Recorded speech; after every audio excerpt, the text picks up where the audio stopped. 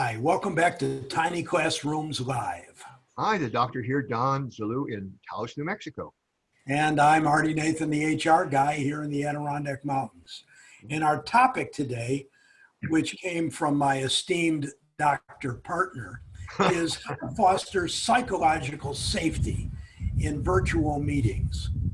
Okay, Doc, what's that all about? Well, psychological safety is something that most of the time people don't think about and don't pay much attention to.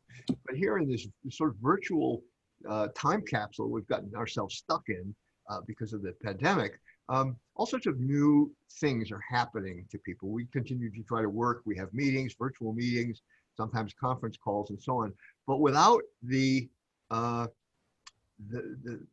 sort of vehicle of the nonverbal of communications that in a conference room or in a hallway conversation we're always involved with. It's 75% of communication is nonverbal, facial expression, voice tone, body language, and so on and so forth. And we're missing that in these virtual meetings. And so what happens is that people get inadvertently, unconsciously stressed out, and they start to become, if we don't watch it, they become very psychologically insecure in these meetings, and they begin to be afraid to raise questions or their concerns or ideas because they begin to be afraid of personal repercussions. And so we have to pay attention to that and establishing some rules, don't we? I'm sorry I asked. So I guess what we really need here are some new rules of the road for virtual meetings in order to help people feel comfortable and confident enough to participate openly, right? That's right, absolutely.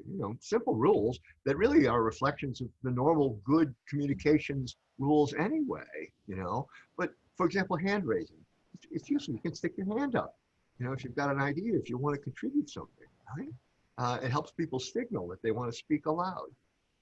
That's good. Or during a meeting, there's subtle agreements and disagreements. So there's probably got to be some kind of a polling mechanism where you can say yes or no, or I agree or I don't agree. But again, the leader has to encourage these things and support them if people are going to get more comfortable in these kinds of meetings. Yeah, and you mentioned polling, particularly anonymous polls make it really easy for people to express their opinion without fear of being singled out. And frankly, the results of this prompts very thoughtful probing and digging into diverse views if you allow it. It creates safety rather than risk.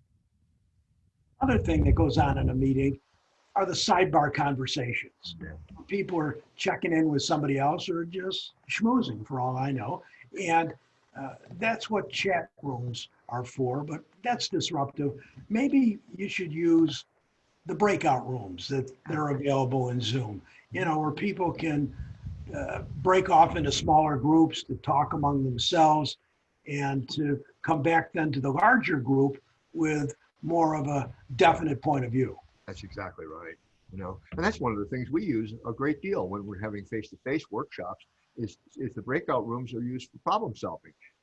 So a couple of teams go to different rooms, solve a problem, come back, share their answers.